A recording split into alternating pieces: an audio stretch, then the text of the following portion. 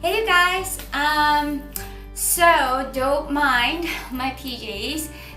If you guys can see it, it has like waffles and pancakes and stuff like that. And I dress like this because my girlfriend's coming over for my first slumber party.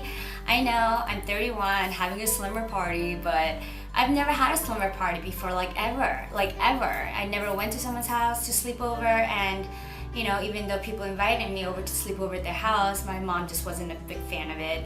So, I brought a bunch of food and stuff, and we're having like an adult alcoholic slumber party. Alcoholic? That's the wrong word, huh?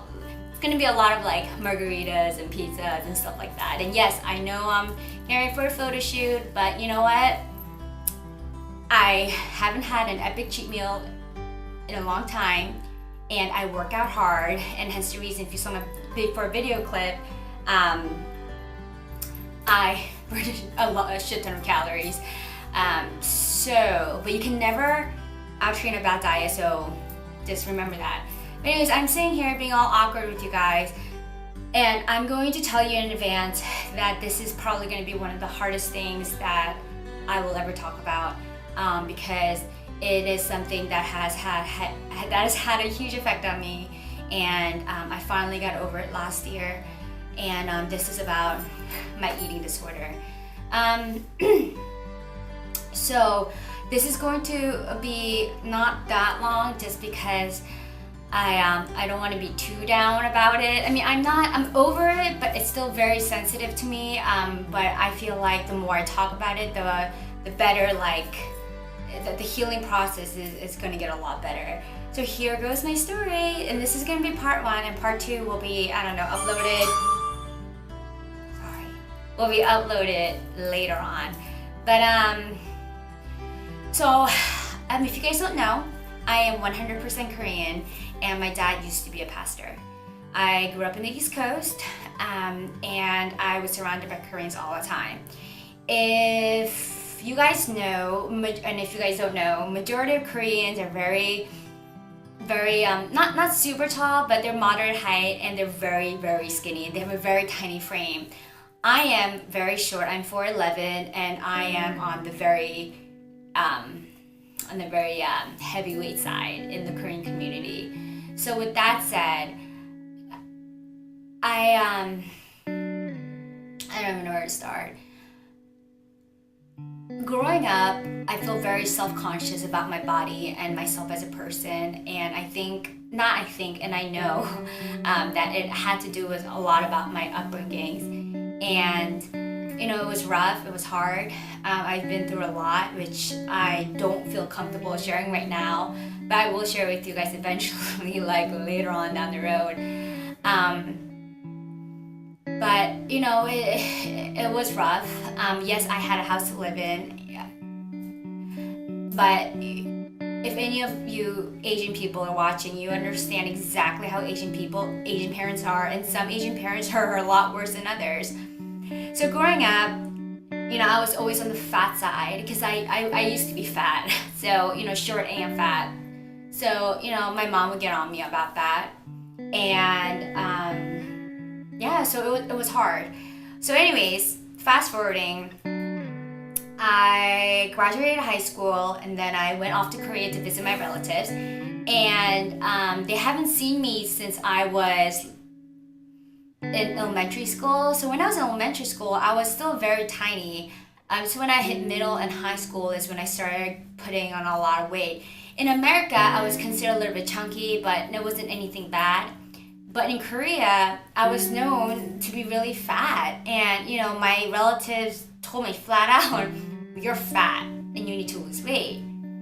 So I was like, oh, okay, and I never ever worked out in my life before until I went to Korea when I was like 18, and she hired me a personal trainer, and this personal trainer made me do cardio for like 4 hours, and I just never ate anything, and I thought I was doing it the right way because that's what the personal trainer said.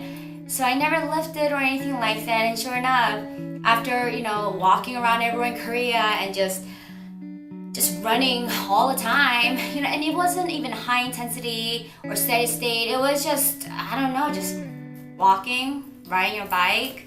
So I lost a lot of weight. I think because I was only there for like a month and a half. So basically in a month I lost 25 pounds, and that's drastic for someone as small as me. So I went back to the States thinking that, my mom was going to be extremely proud of me that I lost weight. And next thing she said I should eat. So here I am, hearing that I'm fat, that I need to lose weight. I lose weight, I come back, and I think that's when my eating disorder, honest to God, started, is when I was 18 years old. And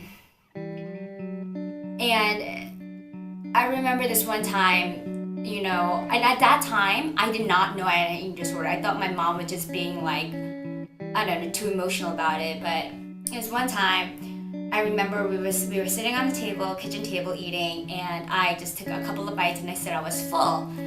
And my mom got so mad at me that she took the bowl of rice and threw it, and I dodged it like a bullet. And I just thought my mom was crazy. But then to find out later on that I had a severe eating disorders, I suck at puking. Suck at it. Even when I drink, I don't puke, even if I want to puke. But I've tried, and I've succeeded a couple of times, but that was too hard for me. I don't know why, I just can't puke. So I just stopped eating. And I just pretended to eat, and I would just say, I'm just, running really hard, and I would just make all sorts of crazy excuses. And then I joined the military, and obviously gained so much weight from midnight towns and stuff like that. And then I got out of the military, and then that's when I discovered the world of lifting weights. I mean, I knew a little bit in the military, but I just lifted just to lift. I didn't know anything. I didn't know what a bicep was.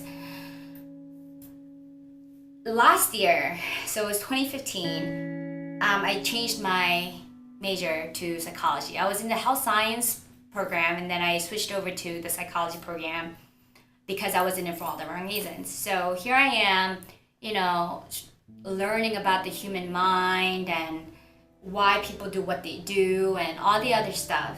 And a lot of the things that I blocked out from my past came back, and it made me really depressed. And it made me really depressed. And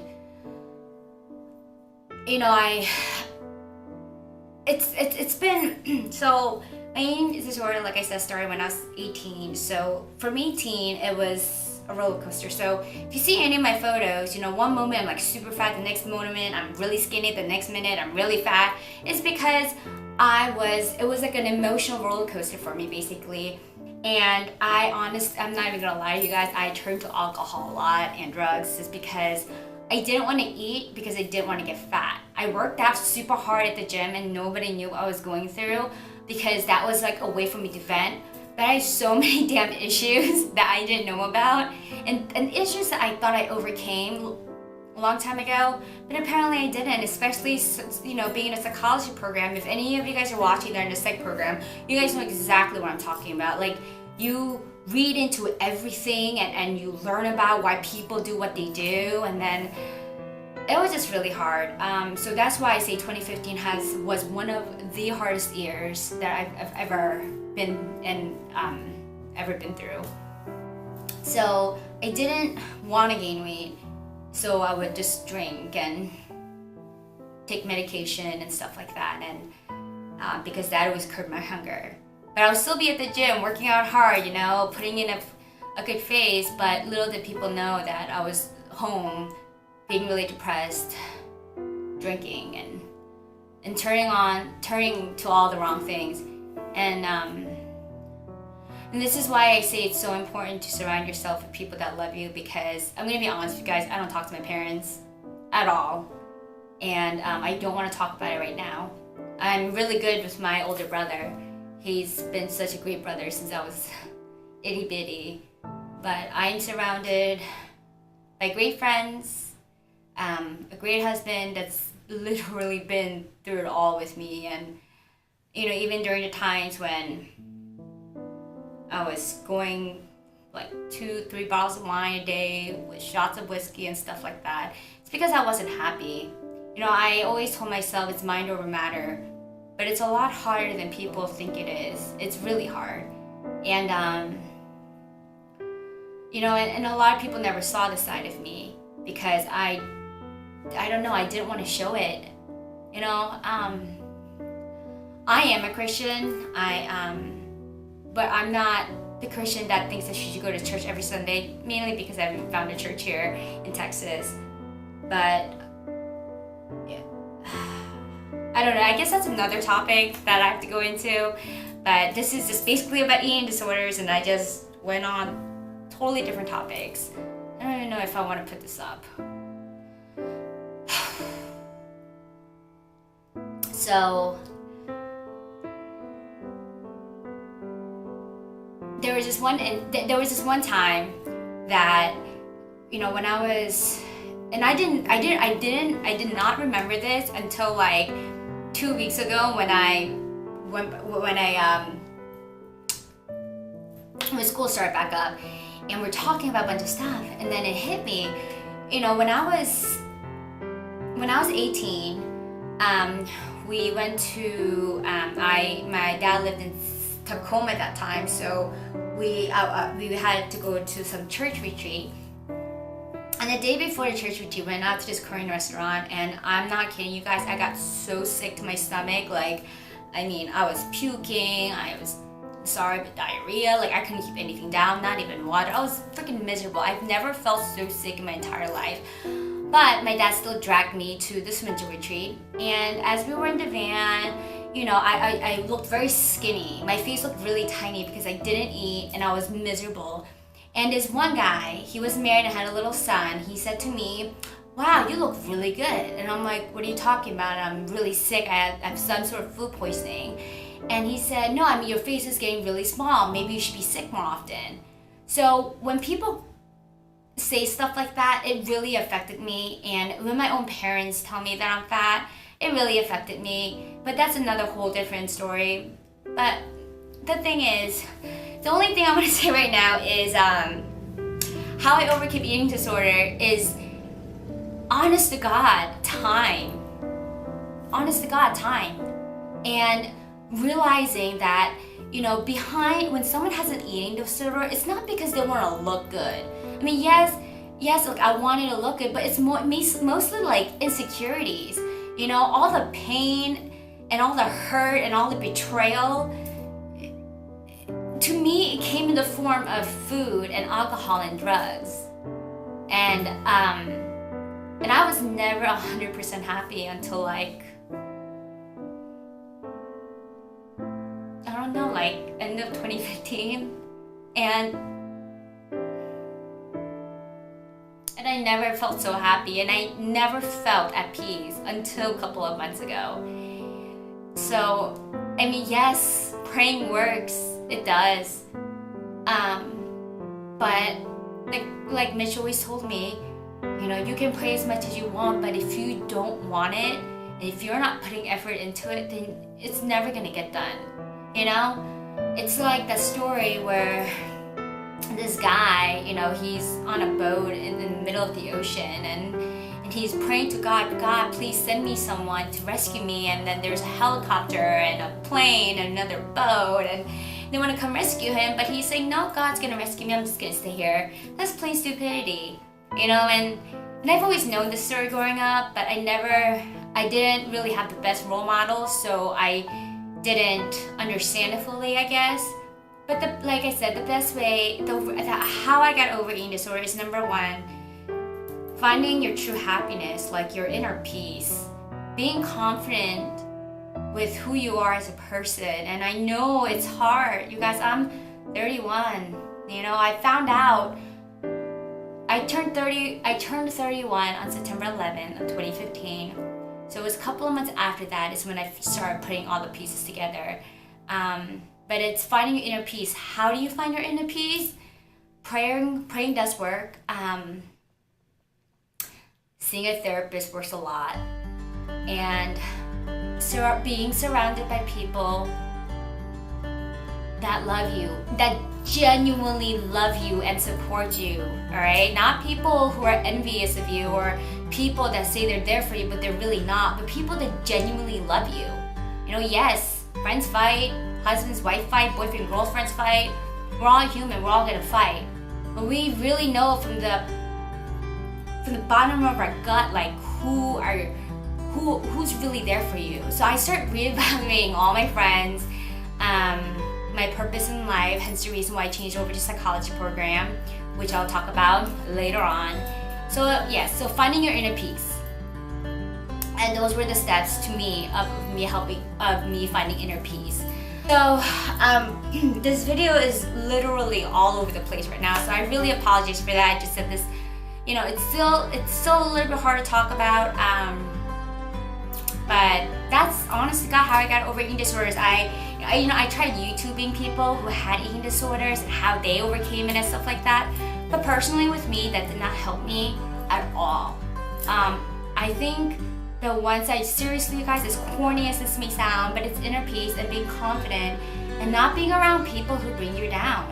You know, I don't care if they're blood, I don't care if you're parents. I'm so sorry, alright? But people who have great parents are truly blessed.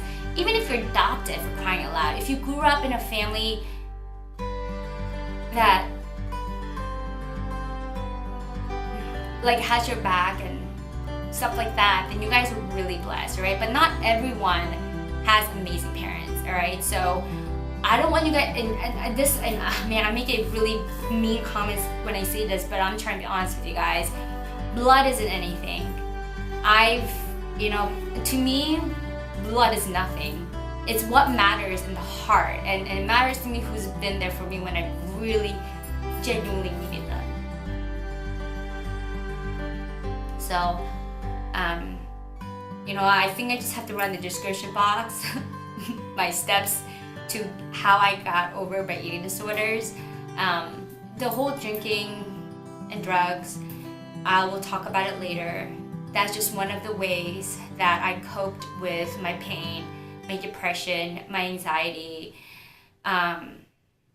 It's because I didn't want to gain weight, so I was like, well, if I pop a pill and drink a bottle of wine, and there's no fat in there, so I'm good to go. It's really stupid, you guys. But anyways, before I get way too emotional, I'm gonna end it here. And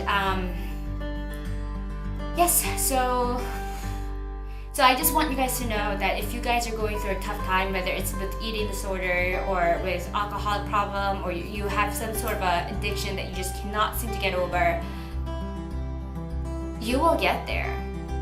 I promise you'll get there. Just make sure that you really want it, and make sure that you are surrounded by people that really support you and that really, really love you. Because without that support, it's hard, and trust yourself and love yourself. I mean, it's so corny, but you have to love yourself. Anyways, and now I'm gonna end it like here, and then part two will come up soon. I just didn't want to make this crazy long. All right, you guys, I'll see you later. Bye.